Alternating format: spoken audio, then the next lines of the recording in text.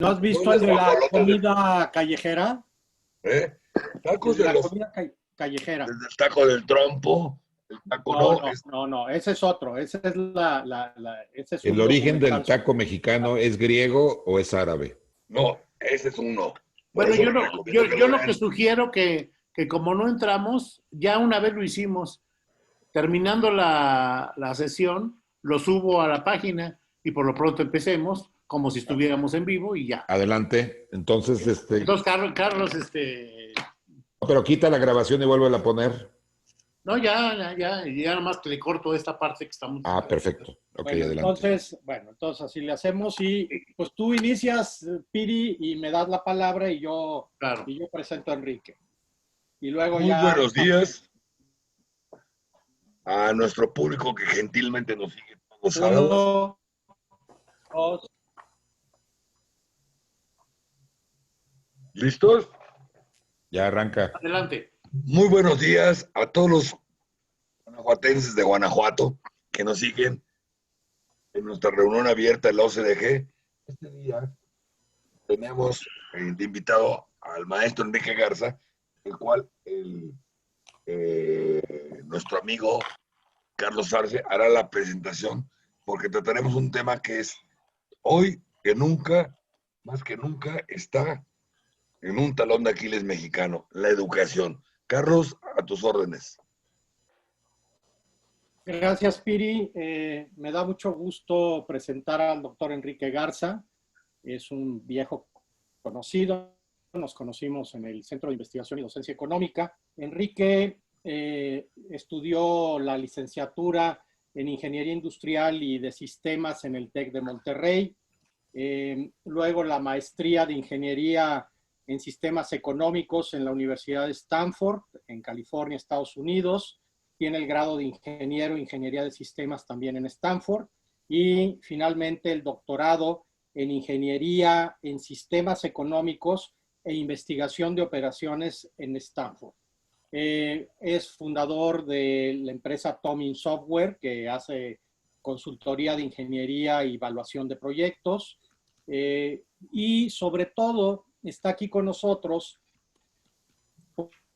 porque durante 8 años desarrolló un proyecto universitario, el diseño y promoción de una institución de educación superior en ingenierías sin fines de lucro, absolutamente transparente, selectiva en el alumnado y facultad, experiencia universitaria de tiempo completo y con énfasis en rigor académico. Eso lo llevó a hacer un profundo estudio sobre las universidades a nivel mundial y en el caso de México, en relación a cómo se comporta la universidad, la educación superior en México.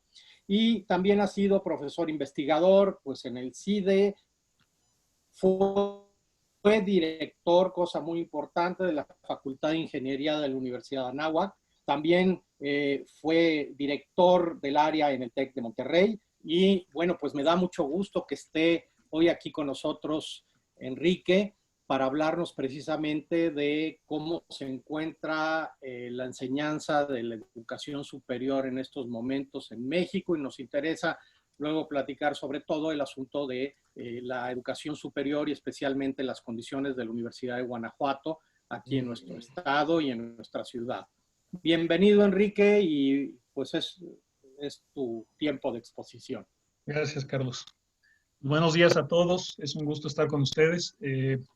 La verdad es que es un tema que para mí ha sido siempre muy apasionante y tiene muchas aristas. Cuando uno habla de una formación universitaria, es fundamental tener presente que en realidad no es nada extraño ni difícil conceptualmente, sino una universidad no es más que un lugar donde se reúnen gente que tiene un profundo conocimiento de diversos temas y gente que desea aprender de esos temas. Entonces, para tener un profundo conocimiento de esos temas, saber, esas personas que están compartiendo ese conocimiento tuvieron que haber tenido una formación que los llevara a la frontera del conocimiento.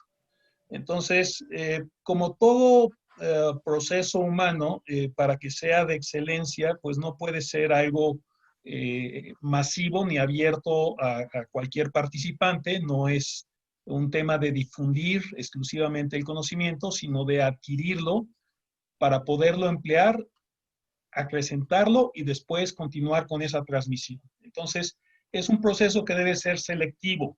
Si yo quisiera participar en un equipo competitivo de algún deporte, tendría que tener la habilidad necesaria para poder entrar a ese equipo y mantenerme en ese equipo. Entonces, el proceso universitario es igual. No debe ser algo que esté abierto absolutamente a todos, sino a aquellos que tienen los talentos y las habilidades necesarias para adquirir el conocimiento y más aún aquellos que después deseen avanzar en el conocimiento deben de tener todavía unas habilidades más desarrolladas y talentos acordes para poder continuar con ese proceso de desarrollar el conocimiento, avanzarlo y después poderlo transmitir. Entonces, tiene que ser, para que sea de excelencia, un proceso inherentemente selectivo, y selectivo tanto en los alumnos como en los profesores. Entonces, para mí la experiencia de qué ocurre en el proceso universitario realmente empezó en el 2007, cuando me invitaron a mí y a los demás directores en ese entonces de escuelas y facultades de ingeniería en el país, en la Cámara de Diputados, para tratar de que explicáramos por qué no había tantos ingenieros en México como en Estados Unidos y por qué hacían tanta falta ingenieros en el país. Entonces, pues lo primero que hice fue empezar a investigar pues cuántos jóvenes egresan de ingenierías en Estados Unidos y cuántos egresaban aquí en el país. Y la principal sorpresa que me llevé es que eran prácticamente el mismo número de egresados en Estados Unidos que en México, de ingenierías, anualmente. Más o menos 70,000. Estamos hablando alrededor del 2010. Entonces, para mí entonces, si el tema no era uno de cantidad, entonces pues tenía que ser necesariamente de calidad, ¿no? Y empecé a buscar diferentes métricas que me permitieran entender qué es lo que hacía una universidad de clase mundial, una universidad de excelencia, y por qué nosotros aparentemente no estábamos entregando gente que hiciera o que lograra resultados de impacto en la industria, ¿no? Entonces, pues empecé a ver algunas estadísticas interesantes y entre la gama enorme de ordenamientos que hay para instituciones de educación superior, encontré una que me pareció realmente muy interesante, que se llama el Academic Ranking of World Universities, ARWU, que es parte de un centro de una universidad en China, de la Universidad de Shanghái. Y entonces ellos lo que hicieron fue hacer un estudio muy profundo de qué es lo que hacía a una gran universidad, de excelencia, ¿no? Y cómo podían ellos aprender de esos procesos y qué tenían que hacer entonces en China para iniciar una transformación en sus universidades. Entonces ellos generaron este ordenamiento que está disponible, si uno busca en internet, ARWU, Academic Ranking of World Universities, entonces les va a llevar a la página que en unos momentos las puedo compartir. Y en esa página pues aparecen la metodología con la cual lo tienen. Es más, si puedo compartirla, entonces déjenme compartirla. Esta es la página, Shanghai Ranking se llama, de la ARWU.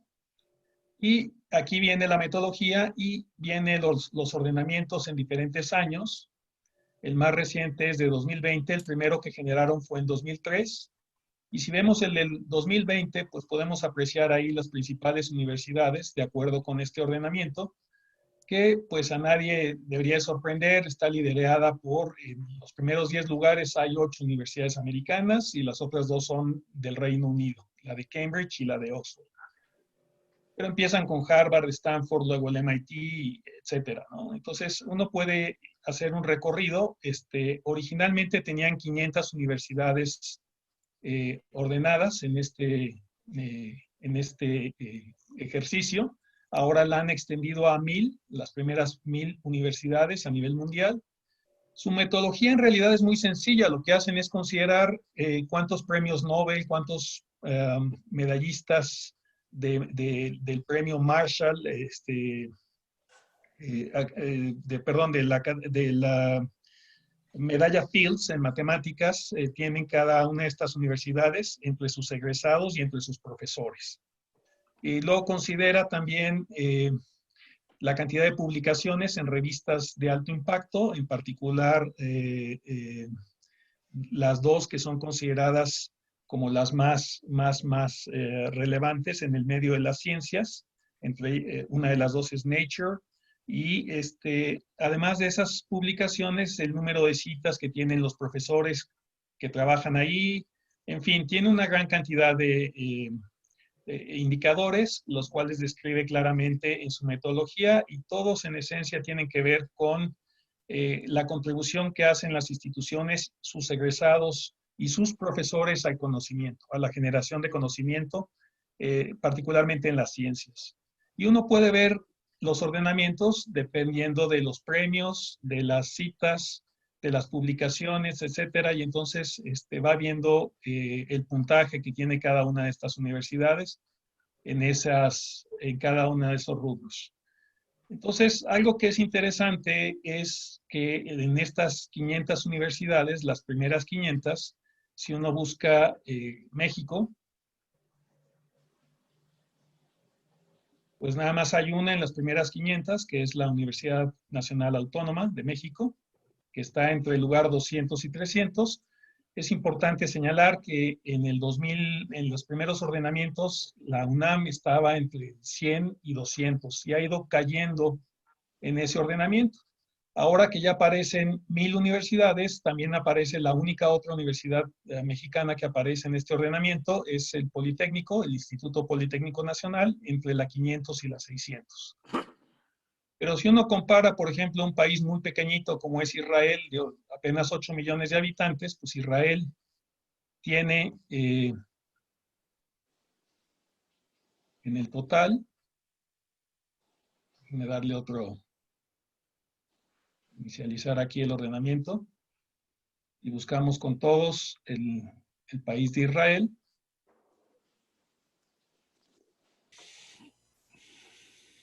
Y podemos ver que tiene en las primeras 500, tiene 2, 4, 6 universidades. Y es, les decía, un país de apenas 8 millones de personas, ¿no? Aquí está el Tecnión, que es una institución muy importante en las ingenierías y las ciencias, ¿no? Y podemos hacer muchos ejercicios. Podemos ver, por ejemplo, Corea del Sur y cómo han invertido ellos en educación superior, ¿no? Entonces aquí se puede apreciar que tienen 5, 6, 7, 10, 12 universidades, ¿no? Y si uno ve China, por ejemplo, es realmente algo impresionante, ¿no? Cómo han invertido todos ellos en educación superior. Entonces, no es casual, no es casualidad que ahora China se esté convirtiendo en una potencia mundial del tamaño de lo que estamos viendo ahora, ¿no? Compitiendo ya claramente con Estados Unidos.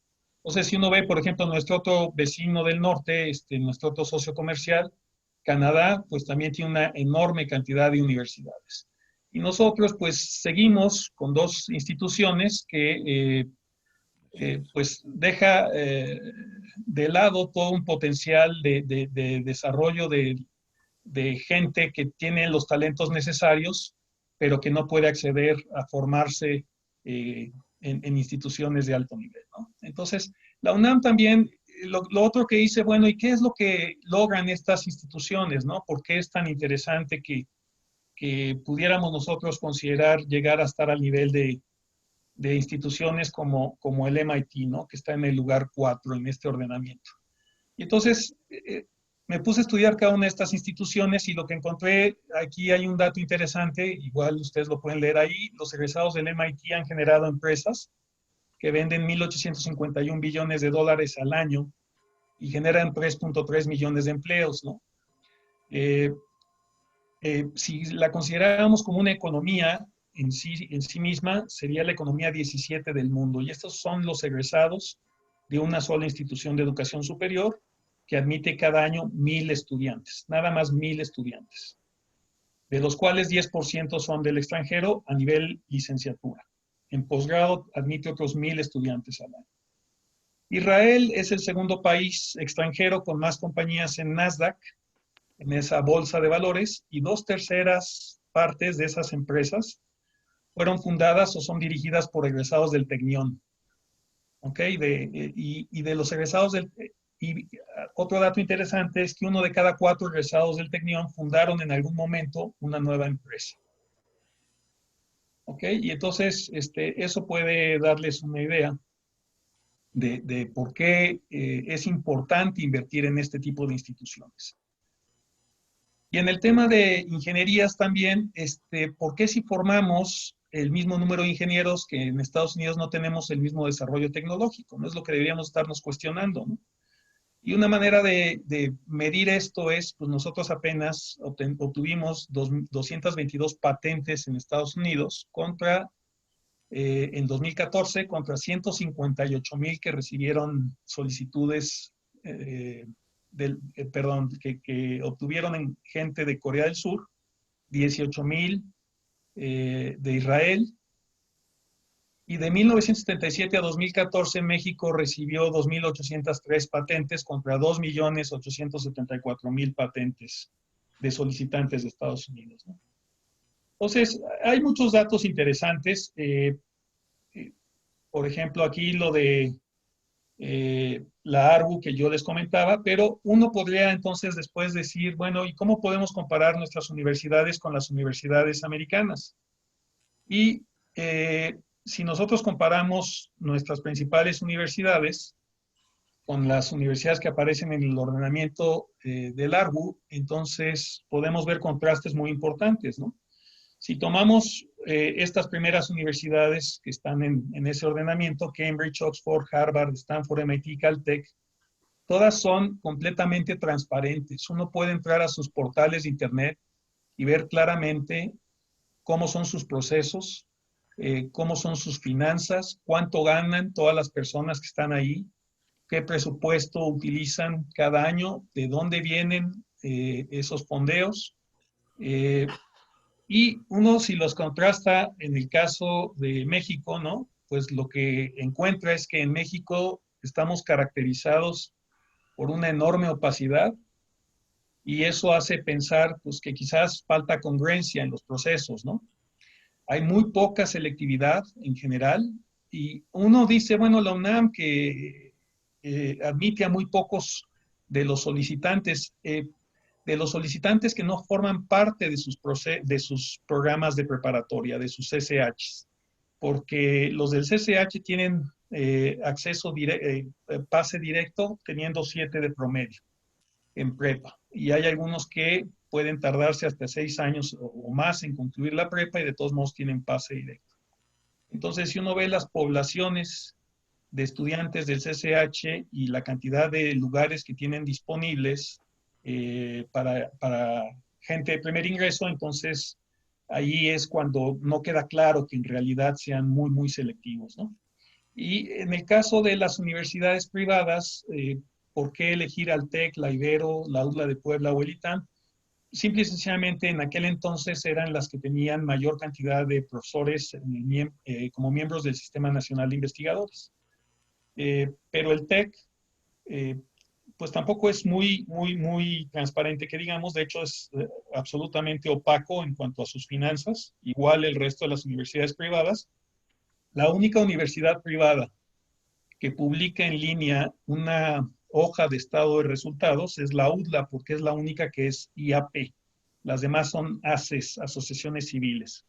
Y la UDLA en Puebla, al ser institución de asistencia pública o privada, creo que es IAP, es la única que tiene que publicar al menos ese estado de resultados, pero si uno revisa ese estado de resultados, pues también quedan dudas de la congruencia, ¿no?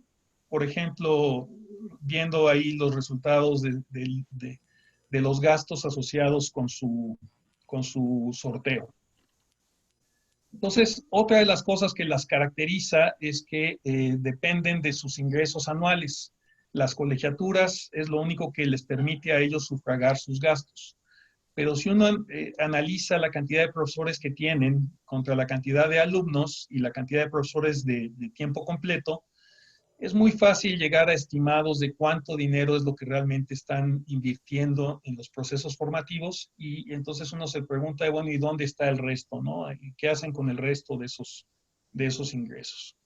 Ahora, otra de las características que diferencian los procesos formativos en el extranjero, en las universidades de excelencia, con lo que ocurre aquí en el país, es que en el caso de México, la gran mayoría de los estudiantes toman clase y regresan a sus casas. En el extranjero, en las instituciones de excelencia, normalmente viven todos en el campus.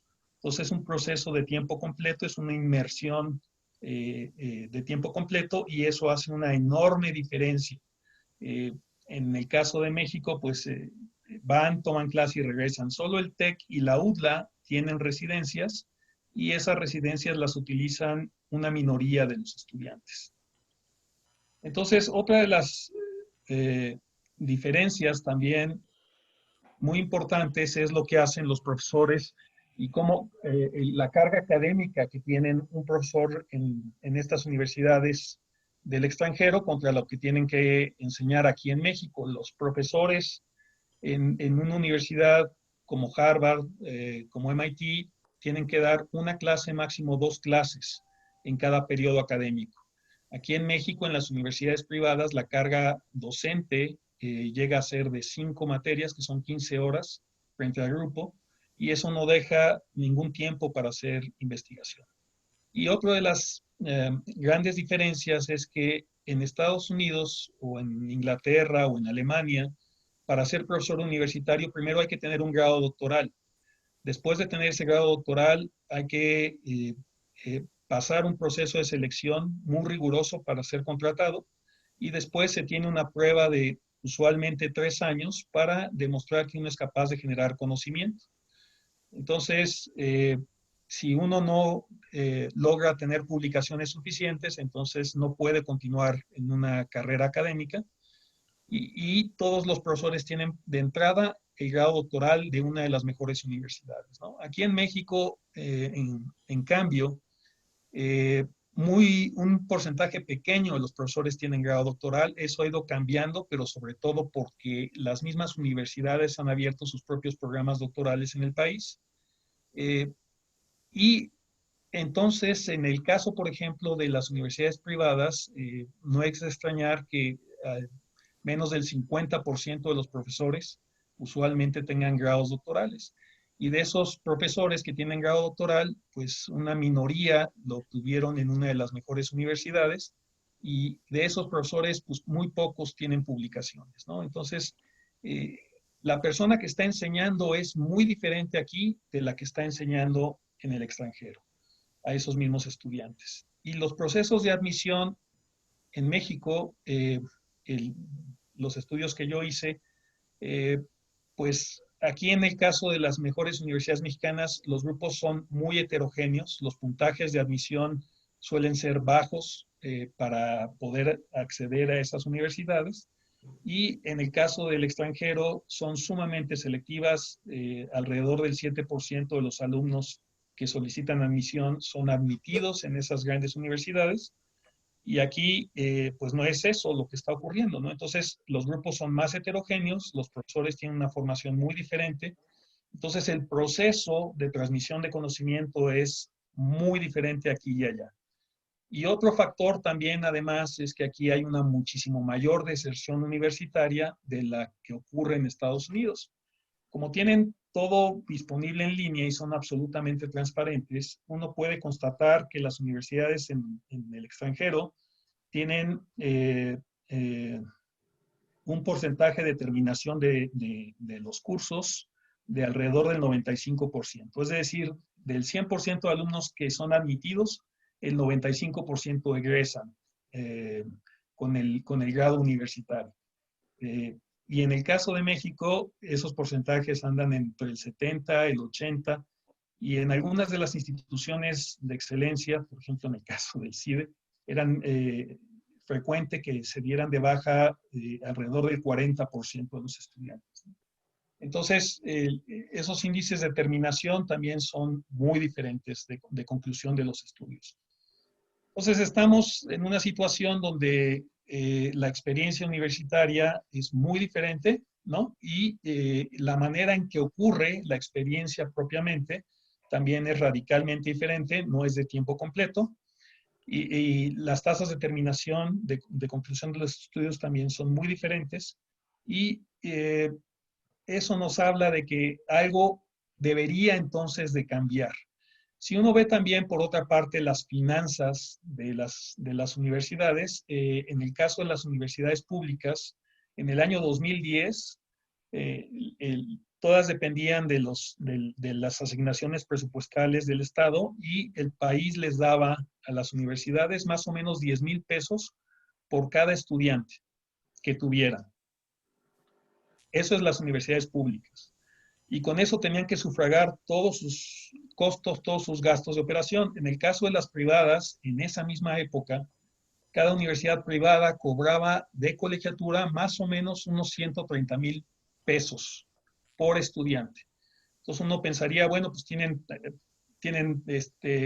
una cantidad muy superior de recursos, entonces, ¿cómo es que no tienen tantísimos más profesores de planta de los que tienen las instituciones públicas, ¿no? Entonces, hay muchos factores que apuntan a que tenemos mucho que hacer para mejorar nuestra educación superior y tiene que ser algo en lo que se involucre la sociedad civil y que presionen al gobierno para que el gobierno también busque colaboraciones, nexos con la industria y se puedan abrir instituciones de educación superior que sean realmente competitivas con las mejores prácticas que hay en el extranjero. Entonces, afortunadamente, el reto, aunque es grande, pues estamos a una generación de empezar a generar cambios, porque todo se trata nada más de atraer gente que inicie ese proceso formativo con los mejores estudiantes que tengamos en el país. Y eso podría empezar a darse el cambio en una generación. Entonces, aunque es grande el reto, reitero, sí es factible que podamos generar cambios de impacto en el mediano plazo, diría yo. Entonces, no sé si tengan algún comentario.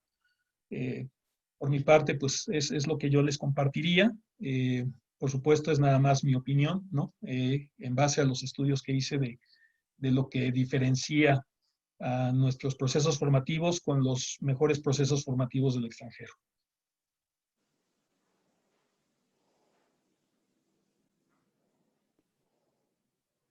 Ok, muchas gracias, Enrique. ¿Alguien quiere hacer alguna pregunta, alguna reflexión? Mira, si me permites, Carlos, yo creo que una de las cualidades, o me gustaría oír la opinión de nuestro invitado sobre este punto. Creo que una de las cualidades de nuestras universidades es que, a diferencia de las universidades de otros países, es que en las universidades en las mexicanas, tenemos un efecto de movilidad social muy importante. Es decir, las universidades permiten a las primeras generaciones de las familias que no tuvieron educación universitaria que sus hijos ya participen. Las estadísticas nos muestran que en ese sentido hemos avanzado positivamente y creo que este es un factor que en el caso de las universidades públicas es muy favorable, pues para un futuro de una sociedad mejor preparada, ¿no? Uh-huh. Definitivamente la movilidad es algo importante. Se debe de ofrecer admisión a estudiantes que tengan el talento, las habilidades y los talentos intelectuales necesarios para poder aprender los conceptos que se comparten en las instituciones de educación superior.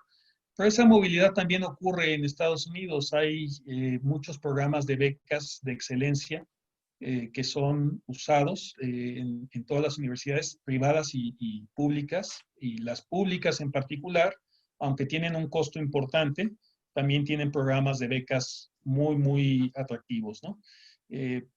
Entonces, aquí en México sí es cierto que se promueve la movilidad, pero el tema es si el proceso de enseñanza no es de la más alta calidad, pues no acaba con un grado académico que no tiene el impacto que tiene el grado académico que obtiene un chico que se formó en una universidad en el extranjero.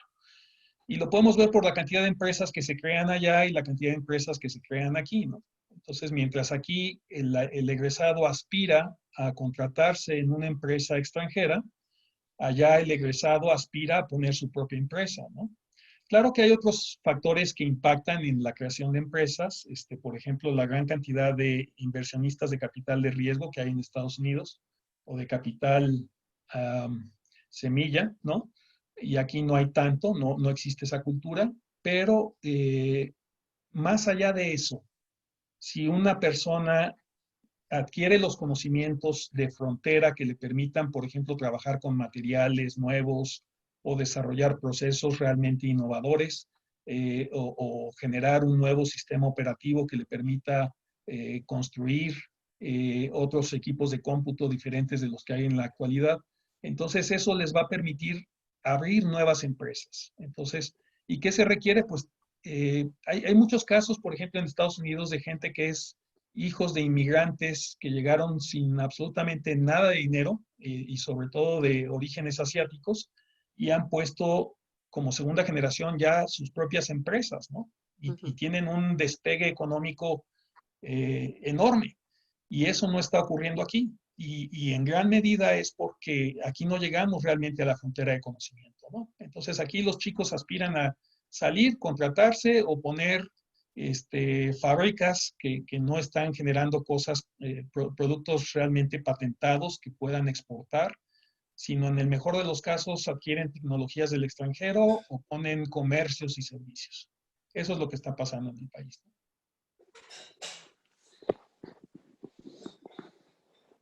Javier, abre tu micrófono.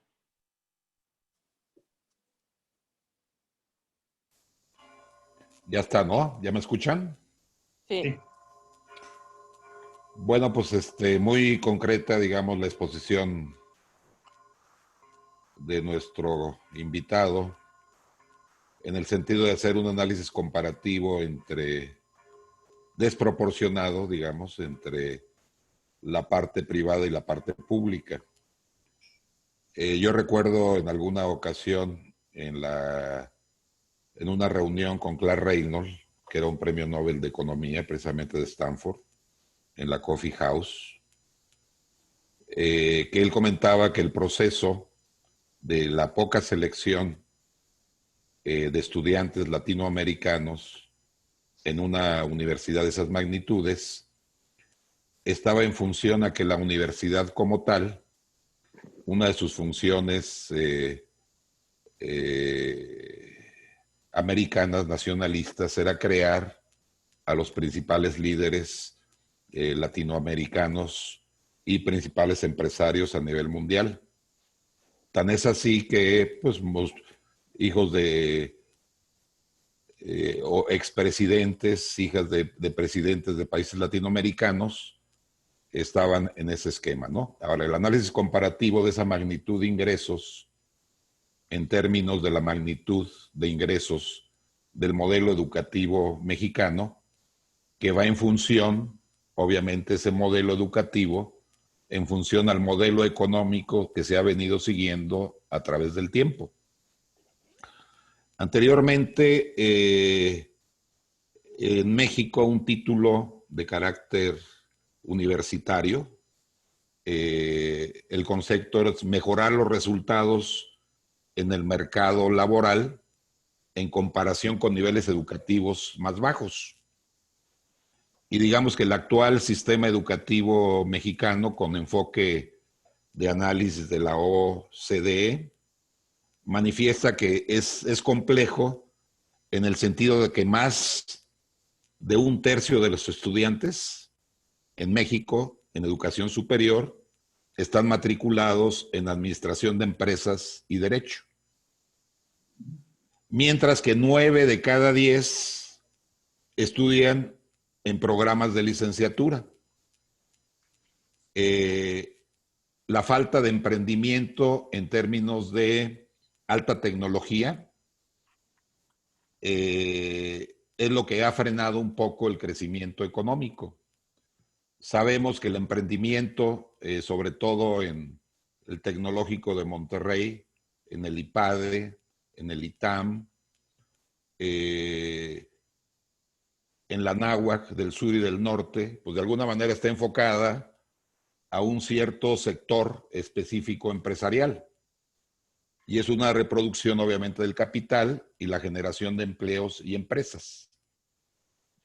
La discrepancia es que, independientemente de lo que hagas y lo que sigas comparando, se me hizo muy interesante una aportación la vez pasada de la doctora Álvarez en el sentido de que, de acuerdo al Programa Internacional de Evaluación de Alumnos PISA, México se situaba en los peores países evaluados, ¿no? Por un lado. Ahora, por el otro, se estaba hablando un poco de todo el problema estructural de la educación en México. Estamos hablando de educación superior, pero partimos de educación básica, media, media superior, que es todo un proceso de que al final todos los filtros de selectividad, no es un problema de selectividad de capacidad intelectual, sino es un problema de capacidad económica para continuar en la formación final hasta obtener a los egresados para lograr mayor nivel de eficiencia y también el elevar los niveles educativos en cuanto a la propia planta docente, pero aquí el equilibrio entre la parte académica doctoral y la parte de vinculación con la enseñanza y con la práctica y con gente con mucha experiencia y posteriormente un doctorado simultáneo, pues es benéfico, evidentemente, ¿no? Ahora recordemos que en Estados Unidos, en las partes de sistemas, los pakistaníes, los hindús, ya rebasaron a todos los desarrolladores de sistemas del Tecnológico de Monterrey. ¿Por qué? Por precio, por volumen de calidad y por un enfoque social que se le da a países de alto volumen de población. En concreto, el planteamiento es que es un problema complejo, es un problema que se debe de ir vinculado con toda la parte económica y cómo se han venido generando los modelos de desarrollo. Y cómo esos modelos de desarrollo, en función a los modelos educativos, tienen que estar correlacionados, ¿no? A mí se me hizo muy increíble, a lo mejor kafkiano, el hecho de llegar a la Subsecretaría de Educación Superior de la SEP y solicitar si había una información sobre educación superior en México, y me dijeron que, bueno, el subsecretario no estaba y que el asistente me decía que no tenía ninguna publicación. Pero bueno, es una experiencia ahí quijotesca de la Ciudad de México, ¿no? Pues básicamente hay que entender que hay un esquema de lucha de clases para buscar la selectividad, que hay diferenciaciones sociales entre todas las familias y que al igual que un porcentaje menor, un 3% de las familias concentran el 98% de la riqueza en México, el sector educativo está al revés. Mayor gente tiene menos ingresos para ingresar que la poca gente que tiene la oportunidad de poder terminar en estas universidades elite, ¿no? Como pudiera ser gringas o inglesas, que de alguna manera han venido generando mucho valor educativo al sistema mexicano, ¿no? Sí. O sea, muchos líderes importantes mexicanos son egresados de ahí. Ujú. Ahora, este ranking, de alguna manera, excluye también muchas universidades nacionales, es decir, la UAM no está incluida cuando la UAM ha rebasado en ciertos indicadores sociales, pero entiendo el enfoque. Una parte es la parte social, la otra parte es la parte tecnológica, la generación de riqueza y la generación de empresas muy exitosas con tipos, métodos del caso, pero hay un desequilibrio en la atención educativa, es decir, fueron comentarios así de lluvia de ideas como para meternos en un comentario tuyo de acuerdo a mis ideas que yo expresé, ¿no? Gracias, Javier. A ver, Enrique. Bueno, aquí es definitivamente un problema muy complejo la educación en el país. Efectivamente, de acuerdo a las pruebas de PISA, estamos muy, muy mal. Ahora, con todo, sí hay alumnos talentosos, tanto en algunas escuelas públicas, muy contadas, porque por desgracia las escuelas públicas pues tienen más carencias que las escuelas privadas, que realmente han tratado de hacer un buen trabajo académico, que también son pocas, pero son muchas más que las públicas. Entonces, sí tenemos problemas muy serios a todos los niveles educativos, pero sí hay algunos alumnos que podrían ser sujetos de entrar a un proceso en una gran universidad mexicana, ¿no? Que se constituyera para justamente atraer a esos estudiantes talentosos en ciencias y en ingenierías, formarlos hasta llevarlos a la vanguardia del conocimiento y promover en ellos desde el inicio una actitud de generación de negocios, de emprendimiento, pero emprendimiento basado en el conocimiento profundo de las diferentes disciplinas, no un emprendimiento mercadotécnico exclusivamente, ¿no? Entonces, hay que recordar que tenemos un país con una población muy importante, ¿no? Y si lo comparamos con Israel o otros países pequeños, nosotros tenemos una enorme población y dentro de esa población hay gente que tiene enormes talentos y dentro de esa gente que tiene enormes talentos, algunos tuvieron la fortuna de formarse en escuelas relativamente serias. Entonces, la intención sería empezar a romper todos estos problemas educativos que hay en el país en diferentes vertientes, ¿no? Una de ellas sería con una institución de educación superior que fuera muy selectiva y constituida para que fuera un proceso realmente de excelencia, ¿no? Y cuando digo muy selectiva, estoy pensando en una institución que admitiera quizás 250 alumnos al año y tuviera 100 profesores de tiempo completo. Esto daría un modelo de 1,000 estudiantes, 1,250 estudiantes con 100 profesores de tiempo completo. Ese es más o menos el modelo que tiene Caltech, una de las grandes universidades en ingeniería y ciencias en Estados Unidos. Pues tampoco se necesita crear un monstruo. Idealmente sí se podría tener otro tipo de más instituciones de excelencia y también obviamente tratar de hacer un esfuerzo en preparatorias y en educación básica. Una de las cosas que aquí pasan en el país también es que algunas instituciones de educación superior, como es el caso de Guanajuato, también están a cargo de la preparatoria. Entonces son dos problemas muy diferentes. Formar a jóvenes con grados, para que concluyan la preparatoria y formar estudiantes universitarios son dos retos muy diferentes. Entonces ahí sí lo ideal sería tener esos procesos realmente separados, ¿no? Escuelas técnicas de alto nivel también es otra cosa que se necesita en el país, pero hay que empezar a trabajar en diferentes vertientes, ¿no? No podemos seguir nosotros sin cambiar los procesos educativos y aunque el reto es enorme, hay que empezar con casos concretos, ¿no? Ir armando una, dos preparatorias de excelencia públicas en cada estado, ¿no? una institución de educación superior de excelencia o dos a nivel país y empezar a generar una transformación así, de esa manera, ¿no?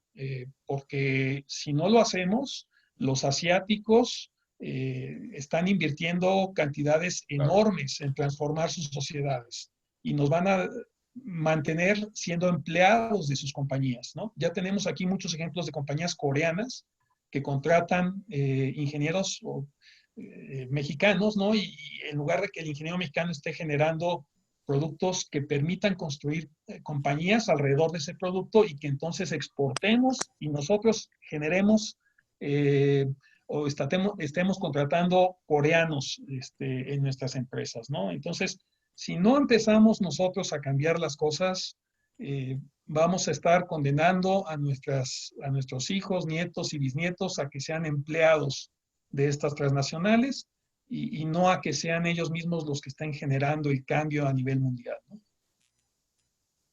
Bueno, gracias Enrique. Creo que ha sido bien interesante. No sé si hay alguna otra intervención. Pues nada más cifras, Guillermo. pero al rato. ¿Eh? Guillermo. Pide la palabra Guillermo. Sí, yo quiero conocer la opinión de Enrique, nuestro invitado de hoy, sobre esta idea de que la historia de la humanidad sería otra si no existieran las universidades. Es decir, las universidades han representado para el planeta el proceso civilizatorio de la humanidad, es decir, ha avanzado la civilización gracias a que existe una institución que se llama universidad y ahora el enfoque con el que se construyen estos rankings y sobre todo lo que hoy hemos visto, tiene que ver con el sistema económico. Sí tiene que ver con el liderazgo en el conocimiento, pero con el liderazgo económico. Y ahora que estamos viviendo la pandemia, esta pandemia, nos damos cuenta que la naturaleza nos está gritando que nuestra civilización no ha sido respetuosa con la naturaleza, de tal manera que nos están gritando que ya no sigamos por ese camino. Y nosotros estamos metidos en la idea de generar tecnologías que faciliten las respuestas a las preguntas de la vida. No sé usted qué opine de eso, Enrique. Sí, bueno, definitivamente que las universidades han sido fundamentales en el avance del conocimiento, en nuestro avance de la comprensión de cómo es la naturaleza, cómo podemos utilizar las energías que están disponibles en la naturaleza en beneficio de nosotros, ¿no? A través de la tecnología. En ese proceso de aprendizaje también hay que aprender que podemos causar daño al entorno y que tenemos que ser respetuosos del entorno si queremos que nuestros hijos, nietos, bisnietos, etcétera, generaciones que vengan después de nosotros, puedan disfrutar de un planeta en mejores o iguales condiciones que lo que nosotros tuvimos, ¿no? Entonces, lo que es importantísimo en todos estos procesos es siempre estar atento a aprender, qué es lo que puedo, cómo puedo mejorar mi conocimiento, mi apreciación de lo que he entendido hasta ahora de cómo es la naturaleza y el entorno, ¿no? Y cómo lo puedo utilizar. Desgraciadamente, el ser humano tiende a ser, hasta que no avancemos a otro nivel de conciencia, sumamente egoísta, ¿no? Entonces, siempre existe el riesgo de una búsqueda de acumulación de riqueza exacerbada de las personas, ¿no? Y eso puede llevar a actitudes hasta cierto punto destructivas.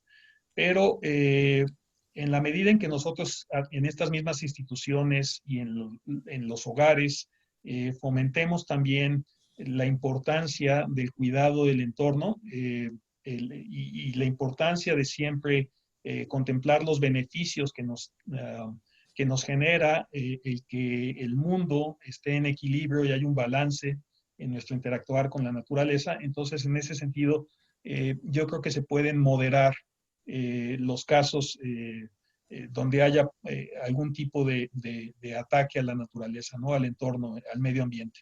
Entonces ahora estamos mucho más conscientes de lo que estaba la gente en los 40s o en los 20s. Estamos mucho más conciencia del impacto que tiene nuestra industria en el entorno y también sabemos cómo lo podemos mitigar y se han desarrollado tecnologías para mitigar ese impacto, ¿no? Entonces, yo creo que las universidades, en definitiva, sí han sido fundamentales para que nosotros entendamos mejor nuestro rol en el planeta y cómo podemos usar las energías para tener nosotros mejores condiciones de vida, ¿no? Entonces, en ese sentido, otra vez, pues hay que estar nosotros a la vanguardia, ¿no? No estar nada más esperando a ver qué se desarrolla en el extranjero, sino ser actores en esos cambios y en esa comprensión de la naturaleza, ¿no? Gracias. Oye, sí, Piri, adelante. Abre tu micrófono, Piri. Tu micrófono. Tu micrófono. Tienes cerrado el micrófono, Piri. Si no quieren, yo le quito el lugar y en lo que encuentre el micrófono, pero mejor me espero que lo localice. Ya. ¿Ya me escuchan? Sí. Tengo una inquietud, Enrique. He tenido la fortuna de recorrer todo mi país. He visto en la mayoría de las grandes ciudades de este país, de nuestro país, me choca la palabra este país, cientos de centros universitarios, desde Ensenada, ves el de Oceanografía, y así vas bajando a Tijuana, bajas a Baja California, y así vas recorriendo el país hasta Yucatán. ¿Qué he visto? Que las universidades públicas o los entes públicos dedicados a la educación se han vuelto en grandes elefantes burocráticos. Esto ha provocado que la gente que va a dar clases busca llegar con todo el respeto a tener un sueldo y buscar una jubilación. No tiene una gran preocupación por enseñar. En Guanajuato, la Universidad de Guanajuato, su mayoría tiene doctores, tenemos más doctores que en el IMSS. Y es muy eficiente el nivel académico. Es una crítica sustentada en lo que está sucediendo. Hay mucha mediocridad en el conocimiento. ¿Cuál tú crees que sea una de las razones que pase esto, Enrique? Es un problema complejo porque se ha politizado mucho. Entonces, si uno ve, por ejemplo, la UNAM a principios del siglo XX tenía 1,000 estudiantes y 100 profesores. Esa era la UNAM en el 1910. En los 60s tenía 65,000 estudiantes y algo así como 10,000 o 12,000 profesores, y hoy en día tiene más de 300,000 estudiantes. Entonces, y eso ha sido un tema político. En los años 40 había 9 universidades en el país. Hoy en día hay más de 2,000 y tantas universidades. Entonces, y uno ve, por ejemplo, sin ir más lejos, el CONACYT tiene 27 centros de investigación. Entonces, ¿qué pasa? Se pulveriza el uso de los recursos, ¿no? Las universidades públicas por eso acceden a 10,000 pesos en el 2010, lo que se podía otorgar como parte de el presupuesto que se les podía otorgar a las universidades públicas era de 10,000 pesos por estudiante en 2010. Si en lugar de tener 100 universidades hubieran tenido la mitad, 50, les hubieran quizás, considerando el mismo promedio de la misma cantidad de estudiantes por centro educativo, les habrían podido dar 20,000 pesos. Y si hubieran tenido no la mitad, sino una cuarta parte, entonces les habrían podido dar 40. Entonces, el tema cuando uno pulveriza el uso de los recursos es que entonces se promedia hacia abajo, ¿no? Entonces, esas universidades tienen que contratar profesores. ¿Y a quién contratan? Pues a la persona que les pueda medio dar una cátedra de cualquier tema que tengan que impartir. Y si son universidades que ofrecen una gran cantidad de carreras, entonces necesitan una gran cantidad de profesores para que estén ahí cubriendo cátedras sin necesariamente tener la preparación ni los talentos ni las habilidades necesarias para estar impartiendo esas materias, ¿no? Entonces, por eso hablo otra vez de que tiene que ser un proceso selectivo. Selectivo en cuanto al número de centros de educación superior y selectivo en cuanto a los alumnos a los cuales se les permite acceder para realmente beneficiarse con el proceso de aprendizaje ahí, y mucho más selectivo con las personas que deben de estar impartiendo cátedra. Ahí deben de ser unos procesos, ¿y cómo se rompe eso? Bueno, en Chile, en la Pontificia Universidad Católica de Chile, en los años 60 reconocieron que ellos no tenían profesores preparados a nivel mundial. Entonces lo que hicieron fue escoger a sus mejores estudiantes y mandarlos a estudiar programas de doctorado a Inglaterra y Estados Unidos con ofertas de trabajo para cuando terminaran, ya contratos garantizándoles una posición como profesor con un cierto estilo de vida, y entonces atrajeron de regreso a aquellos chicos que formaron. Lo que ocurrió es que Chile se benefició con estos repatriados talentosos. La Católica de Chile pudo mejorar su planta académica de manera importantísima, y ahora entre la Universidad de Chile y la Católica de Chile son las dos que más compiten por los estudiantes más talentosos que terminan las preparatorias allá, ¿no? Entonces, sí se pueden implementar planes, ¿no?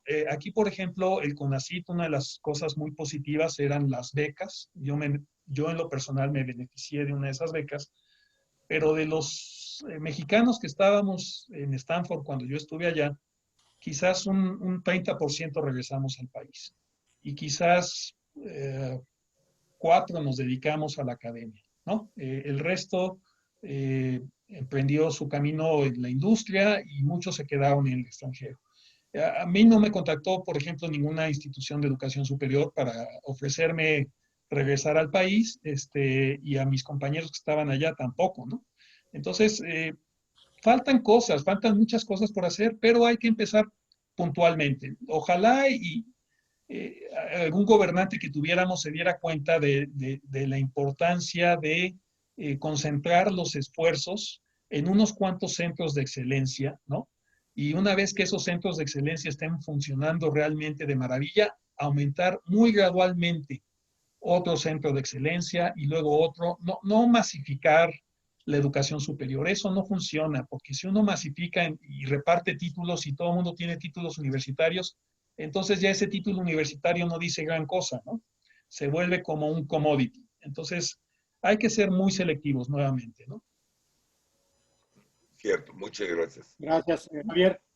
Mira, yo me iría un poco por mi distorsión de formación a la parte un poco cuantitativa, que vas a estar maravillado, dada tu proceso de formación, don Enrique. Obviamente el sistema de educación superior en México de 1970 a 71, debió haber tenido unos 270,000 estudiantes matriculados. Y de 2016 a 2017 esa cifra pues se va a 4.4 millones de estudiantes, es decir, 3.8 millones en programas presenciales y el diferencial en programas a distancia o en línea, ¿no? Ubicados obviamente en 7,000 escuelas, a diferencia de las 385 escuelas que había de 70 a 71, ¿no? Y esto, pues de alguna manera, ya en la actualidad va a generar un proceso de reconversión educativa que está haciendo ahorita tanto en educación básica, en media superior, en superior y en la parte de la división de estudios superiores y de posgrados, ¿no? Inclusive en las partes doctorales.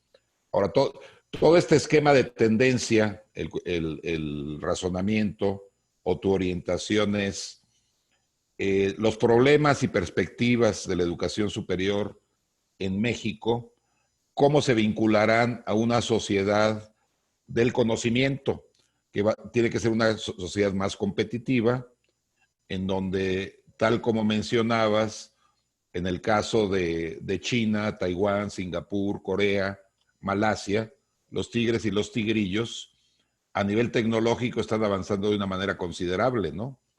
Y el nivel de competitividad, aunque no hemos analizado mucho la importancia de los sistemas de estudios tecnológicos, de institutos tecnológicos, tanto de la SEP como los estatales. Ujú. Ahora, aterrizando el avión en el Bajío, en el estado de Guanajuato, de 2012 a 2013, el número de matriculados era de 108,570. Vamos a suponer que no tengo los datos para el 2019-20, pero con un pronóstico a la charra, sin modelo econométrico de la Universidad de Filadelfia, ni variables dependientes y correlaciones, 115,000 matriculados. Ahora, la vocación guanajuatense por la parte industrial exige necesariamente robótica, ingenierías automotrices, toda la parte tecnológica para dar solución al crecimiento económico. Por eso decía que el modelo económico regional, nacional o estatal debe estar vinculado necesariamente con los esquemas de planes, programas, proyectos y carreras a desarrollar en la zona, ¿no? Que eso, bueno, era la función original del sistema de la SEP de institutos tecnológicos, ¿no? Que en alguna ocasión me tocó, al igual que el CIDE, pagarles la nómina, no desde el punto de vista académico, sino desde el punto de vista bancario, ¿no? Y hay mucho avance, o sea, la parte tecnológica está, no sé si sea un exceso en Guanajuato, si se están optimizando al máximo los institutos tecnológicos del sistema federal, todos los sistemas, centros de investigación. Señalaba mucho la parte del Colmex en Ensenada, Santibáñez. Todos los centros de investigación también están ahorita con un problema muy serio de transformación tecnológica, ¿no? Ahora, o nos transformamos o generamos un proceso de vinculación con una nueva sociedad del conocimiento. Entonces tienen que rediseñar todos los planes, programas, proyectos, la propia parte del sistema educativo nacional. Y bueno, mi pregunta es, ¿hacia dónde vamos? Okay. Sonó bien la pregunta al final. Gracias. Gracias, Javier. Hola, buenos días. Buenos días. Hola, Paco, ¿cómo estás? Adelante, Enrique. Pues, bueno, los modelos educativos en otros países, por ejemplo, los americanos, ¿qué hicieron? Ellos crearon, en cada estado hay diferentes tipos de instituciones. Está la institución de excelencia académica, como puede ser en el estado de California, las universidades del sistema de UC, de University of California, y está Berkeley, Los Ángeles, y hay varias. Y luego están abajo instituciones de educación superior que no buscan generación de conocimiento, sino nada más transmisión. Y están ahí las universidades que les llaman estatales. Está la Universidad Estatal de San José, la Universidad Estatal de diferentes, tienen toda una red de universidades también a ese nivel que no generan conocimiento. Y luego están los institutos que buscan formar técnicos. Los técnicos también pueden obtener remuneraciones muy importantes, son gente muy valorada en los mercados laborales que tienen especialidades técnicas que les permiten que las industrias operen a niveles de excelencia también, ¿no? Entonces, tienen diferentes niveles de procesos educativos. Los alemanes, por ejemplo, también tienen los programas les llaman los gimnasios, donde preparan a los chicos más talentosos para entrar a las universidades, y hay chicos que no llegan a los gimnasios, sino que siguen otro canal, otra avenida formativa para tener después una formación técnica. Entonces, ¿qué podríamos hacer en México? Pues primero que nada reconocer que la educación de excelencia tiene que ser muy selectiva, ¿no? Y entonces, una vez que se reconoce eso, entonces se crean pequeñas instituciones con becas para también promover la movilidad social, ¿no? Pero pequeñas instituciones que reciban a los más talentosos donde se genere conocimiento. Después se tenga otro nivel de instituciones de enseñanza donde se transmite conocimiento para la gente que va a estar trabajando en las instituciones que idealmente creen los que salen de las de excelencia y que administren los procesos en esas instituciones, y luego tener también instituciones de corte técnico que también permiten crear negocios de apoyo, de mantenimiento, y que también permiten generar especialistas para trabajar en las industrias con remuneraciones muy importantes. Pero tiene que haber diferentes niveles de procesos formativos y entonces eso permitiría que en las de excelencia no se pulvericen los recursos, que en las que no son de excelencia se puedan atender las necesidades locales, ¿no? Entonces, las de excelencia pueden ser a nivel nacional y las que son de únicamente transmisión del conocimiento pueden ser a nivel de los requerimientos en cada una de las diferentes regiones. También, cuidando la selectividad, tampoco se trata de masificar, porque una vez que uno masifica, pierde sentido el proceso formativo, se vuelve un commodity. Entonces, y dar avenidas para, además la gente se le tiene que permitir que también desarrolle sus propios talentos. No todos tenemos los mismos talentos. Entonces, si alguien tiene talentos artísticos, pues que se encauce por una carrera artística. Si alguien tiene talentos deportivos, por una carrera deportiva. Si alguien tiene una gran habilidad manual, pero no disfruta con procesos que requieran una concentración muy profunda, entonces también darle la oportunidad de que crezca con una carrera técnica y que pueda quizás con el tiempo también poner su propio negocio. En fin, los servicios no requieren tampoco a nivel local una formación muy profunda, ¿no? Entonces, se tiene que trabajar en reconocer también que los individuos tenemos diferentes habilidades, diferentes destrezas, diferentes capacidades y poder encauzar para que cada uno crezca en su propio camino, ¿no? Y eso beneficiaría en última instancia a la sociedad. Pero pues es un reto grande y por eso yo creo que se puede trabajar de manera muy puntual con ciertos casos de éxito, ¿no? Ese amigo. A ver, Paco, que va llegando, porque ya estamos por concluir, pero Paco es un universitario encargado de evaluación universitaria y todo. Entonces, pues adelante, Paco. Muy bien. Bueno, aquí en México, desde hace ya algún tiempo, probablemente podría hablar ya de décadas, se hizo aquí la adaptación en las universidades o en algunos sistemas de educación media superior de la habilitación de los técnicos superiores universitarios. Cuando esta iniciativa llegó, se dijo que venía de la iniciativa francesa de tener a este tipo de carreras que se les llamaba carreras de el quinto ciclo. Entonces, en México hubo mucha resistencia porque a la persona no le gusta que le den el nivel técnico de reconocimiento. La persona quiere algún tipo de reconocimiento por alguna licenciatura universitaria. Entonces, hay una gran resistencia, o hubo una gran resistencia, tanto de la sociedad o en la sociedad como en las propias universidades. Yo recuerdo que cuando se discutió el tema en la Universidad de Guanajuato, nuestros colegas de química sobre todo decían que la universidad se iba a convertir en una community college porque iba a disminuir mucho sus niveles de excelencia académica.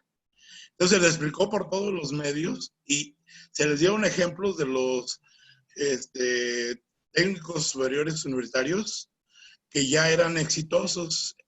Para no ir muy lejos, se ponía o teníamos el caso de la Universidad Autónoma de Aguascalientes, en donde sus técnicos eran técnicos especialistas en refrigeración, en ventilación, en mantenimiento y una serie de cuestiones técnicas que tenían realmente mercado de trabajo y muchos de ellos conseguían mejores posiciones laborales que la gente con licenciatura.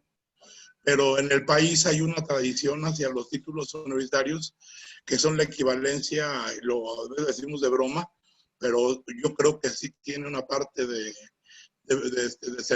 certeza de que el título universitario equivale a un título de nobleza. Entonces, ya cuando alguien es licenciado, arquitecto, ingeniero, en fin, médico, en fin, como que esa es la aspiración que la persona tiene para estudiar. Entonces, aquí, por lo menos de lo que yo he sabido también en México, y esto apareció con las secretarías de innovación en los estados, se estableció el sistema dual traído de Alemania, que era un tiempo los alumnos en aula y otro tiempo en empresa. De hecho, este programa en algunas de las universidades, sobre todo las universidades tecnológicas y los tecnológicos, sí tuvieron experiencia los alumnos para ir a las plantas de las empresas y tener el entrenamiento. Y eran chicos sumamente talentosos. Yo lo que conocí por evaluación fue la tecnológica del Valle de Cuernavaca. Y la experiencia que tuvimos de los egresados es que los egresados tienen puestos asegurados solo a nivel máximo de supervisor. Ya de ahí para más no avanzan mucho en la escala o la jerarquía dentro de las empresas. Y por otra parte, otra limitante mayor fue que por iniciativa de no sé quién, se decía que quien hiciera los estudios de técnico superior universitario no podría llegar a licenciatura. O sea, ya tendría que volver a empezar todo y no recibir revalidación y reconocimiento de lo ya aprendido. Entonces, el tema de las dos aquí menciono, el tema del reconocimiento de los créditos y la transferencia de los mismos a las diferentes carreras no ha sido posible. Hay criterios de lo más dispar en el manejo de cuál es el valor de un crédito. A veces son muchos, a veces son pocos, a veces se multiplican, a veces son mínimos.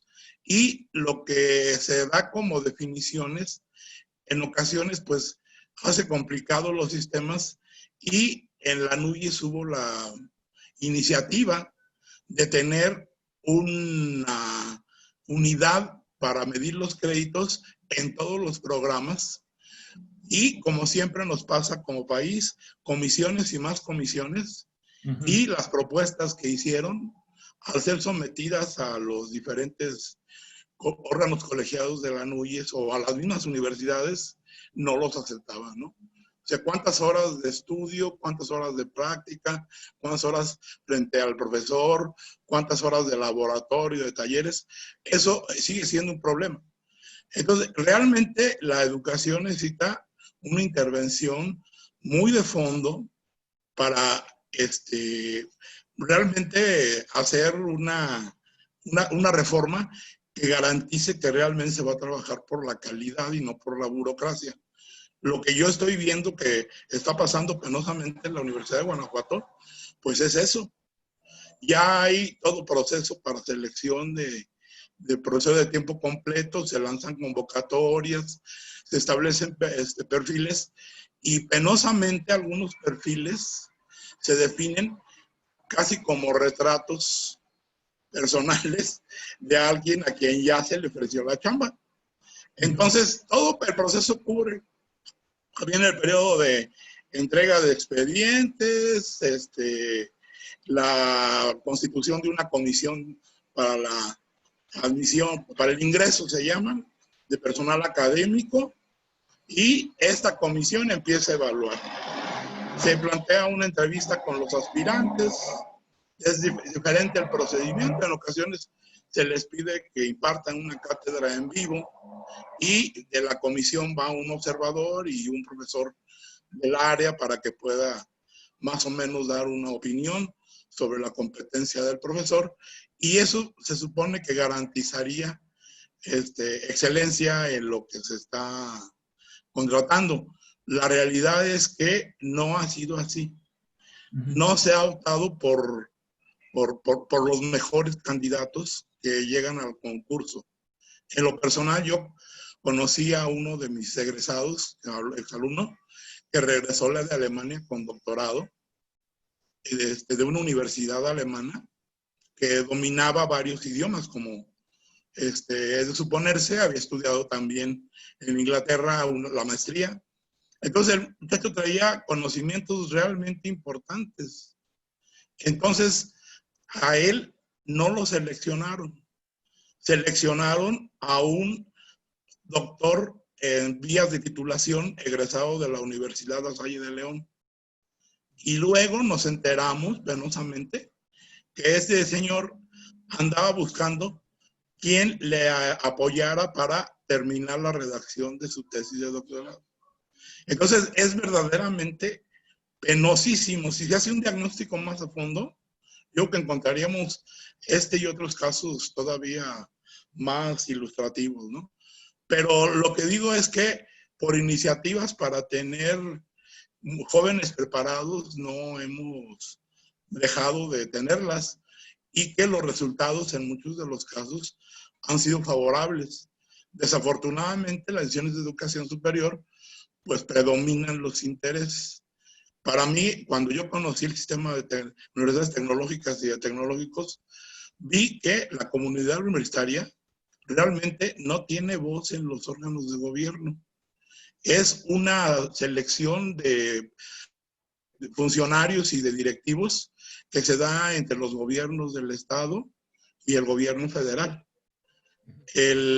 Por ejemplo, el director de una de estas unidades de este subsistema tiene derecho a asistir a las reuniones de los consejos directivos, pero solamente con voz. En ocasiones ni siquiera tiene voto. Entonces, las reformas son realmente graves. Si yo veo lo que ocurrió con lo que pasó con la reforma educativa, que se eliminó totalmente en lo poquito que había avanzado, y hasta este momento yo desconozco cuáles son las nuevas bondades, porque lo que sí vimos todos es que la educación básica y media superior y otras regresaron al dominio de la CENTE. Y entonces eso hace muy complicado, porque ese tipo de organizaciones sindicales que son muy legítimas, pero tienen iniciativas tales como que no se enseñen idiomas extranjeros, que no se les enseñe computación, o sea, todo lo que sea para la ideología una amenaza del imperialismo y de la dominación capitalista, debe quedar fuera de la cuestión educativa.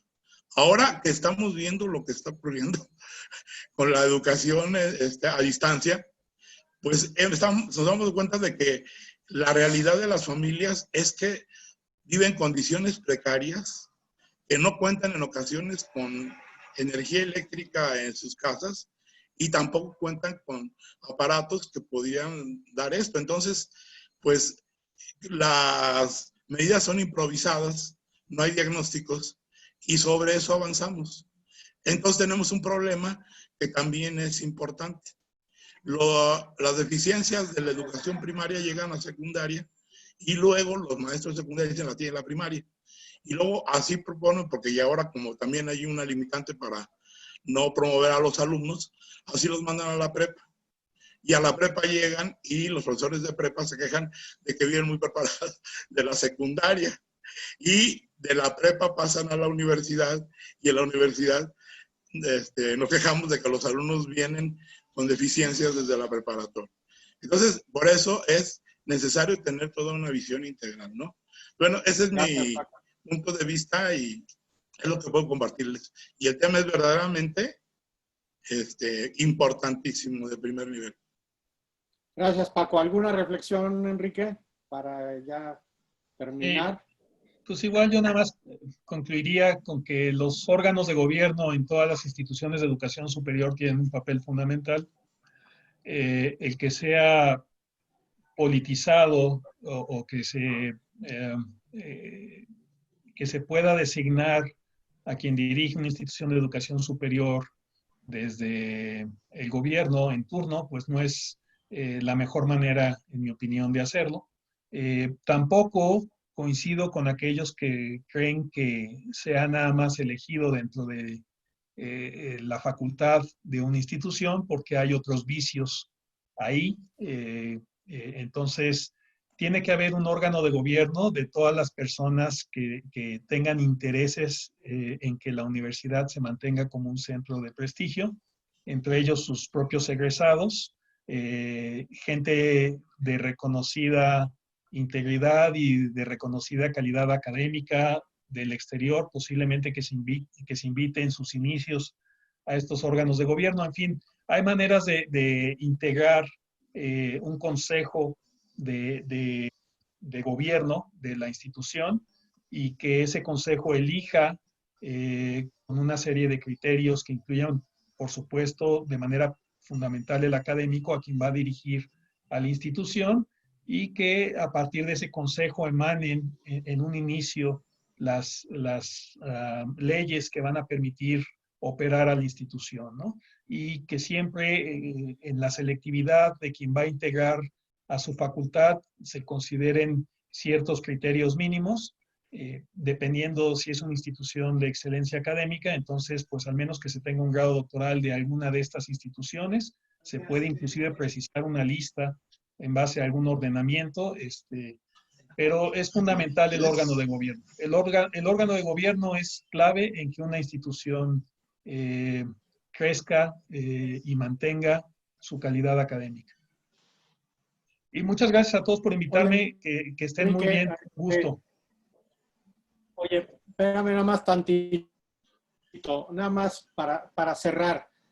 Bueno, de lo que se ha hablado aquí, nada más para hacer un poquito una serie de conclusiones. Bueno, la universidad es parte del proceso civilizatorio y no se podría entender este proceso civilizatorio sin las universidades. ¿Por qué? Porque ahí es donde se desarrolla el conocimiento, se desarrolla la investigación, y los avances de la civilización se están dando precisamente en los centros universitarios, pero no en cualquier tipo de centros universitarios, sino en centros universitarios de altísima calidad. Creo que es muy importante esta división que tú hiciste entre las universidades que generan conocimiento, y sobre todo conocimiento de frontera, de vanguardia, y las universidades que están dedicadas a la transmisión del conocimiento. Los países deben de tener élites científicas para poder traducir lo que se está haciendo en las grandes universidades incluso, porque tenemos el caso de que podemos quedarnos sin traductores. O sea, las universidades no paran, las grandes universidades, los centros del conocimiento mundial no paran, y si no estamos engarzados en esos procesos, probablemente ni siquiera los podamos traer a nuestro país o a México, salvo las transnacionales que sí están engarzadas a todo eso. En Guanajuato, la perspectiva industrial enganchada a la globalidad. Perdón, está entrando otro sonido. A ver si pueden silenciar sus... Gracias.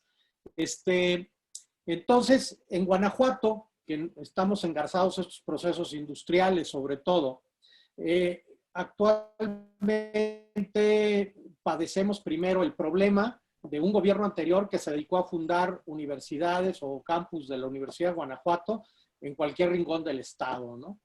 Y que ofrecen títulos y que pues, realmente, como tú dices, pues está tirando esos títulos porque pues los van a convertir en commodities y va a haber mucha frustración porque el que salga como licenciado o como ingeniero de esas universidades no va a tener acceso al mercado. El mercado conoce muy bien las capacidades normalmente. Y entonces todo eso lo va a desechar. Entonces la frustración va a ser peor. Pero ahora se ha cambiado un poco el modelo y de repente empezaron a inventar un nuevo concepto. No es muy nuevo, pero bueno, ahí está el concepto de mentefactura. O sea, aquí ya se acabó el asunto de ser vil industria, sino que vamos a crear cosas, vamos a crear innovación y entramos de pronto en el proceso de la mentefactura. Este es el ideal, por ejemplo, del gobierno de Guanajuato. Estamos ya en la mentefactura, pero se hace como una declaración política. El asunto es qué se necesita para hacer mentefactura. Sería muy provocativa en el ámbito de Guanajuato.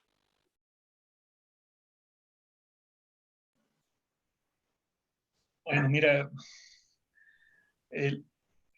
las aportaciones no surgen por decreto, ¿no? Las aportaciones es una vez que tú ya tienes un conocimiento de vanguardia en algún área del conocimiento y después de mucho trabajo de tratar de entender lo que tú quieres aportar y que lo sometes a revisión por pares tuyos y que los pares dicen esto sí es una innovación, esto es una aportación interesante.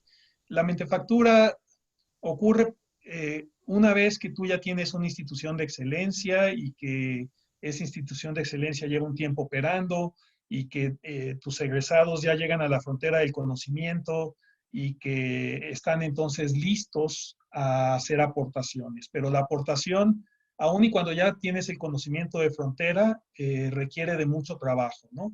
Laboratorios quizás, espacios para que tú puedas profundizar, que usualmente son en la academia o en centros de investigación o en las mismas compañías que tienen áreas de investigación y desarrollo. Pero la mentefactura ocurre una vez que tú ya estás en la frontera del conocimiento. O sea, lo que tú puedes aportar como una contribución al conocimiento se da ya que tú estás en esa frontera, que entiendes lo que ocurre en la frontera, que sabes cuáles son las limitantes actuales del conocimiento y cómo puedes tú hacer alguna aportación en consecuencia, ¿no? Y es donde vienen ahí las innovaciones y se genera un producto que pueda ser patentado y entonces que a lo mejor se pueda construir un producto innovador a partir de esa patente y que a lo mejor se pueda construir una empresa a partir de ese producto y que esa empresa entonces eventualmente pueda exportar ese producto y traer recursos de regreso al país, ¿no? Entonces, pero no es algo que ocurre por decreto, de ninguna manera.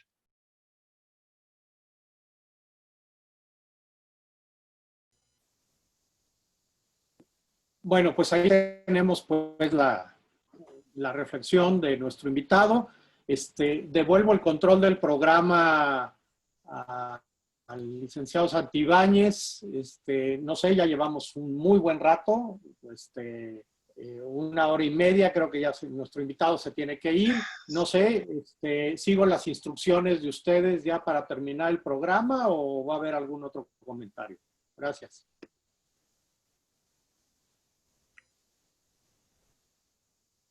El micrófono. No, pues yo le quiero dar las gracias a Enrique Garza por su participación en esta parte de la sesión del Observatorio Ciudadano, en la que pues estuvimos comentando ideas acerca de la educación superior, sus impactos, sus problemas y qué perspectiva hay, ¿no?, para el futuro. Le agradezco mucho y también a todos ustedes su participación y la próxima semana nos volveremos nuevamente a sintonizar en esta parte de la sesión del Observatorio Ciudadano de Guanajuato. Muchas gracias y buen provecho. Buenas tardes. Gracias. Buenas tardes. Gracias, hasta luego. Gracias. No se les olvide que la semana que entra, doctor, es el agua. Y quedaste que ibas a hablar con el Víctor Lichinger para una cápsula de introducción. Muy No sé a quién le Gracias. hablas. ¿Al doctor Sosa? El doctor Sosa no existe. Esparza. Ah, Esparza.